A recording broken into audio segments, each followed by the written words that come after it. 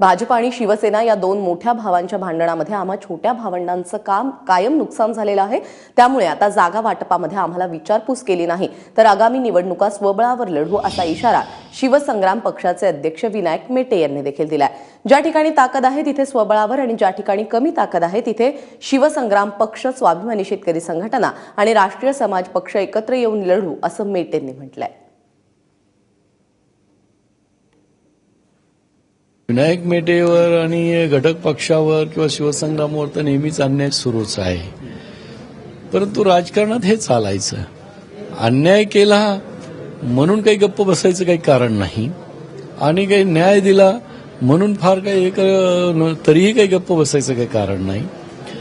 शेवटी राजकीय पक्ष म्हणून आम्ही आता काम करतोय, तर राजकीय पक्ष म्हणून ते निवडणुका हे त्याचं ध्येय असतंच, त्यामुळे ते आम्ही लढवणारच।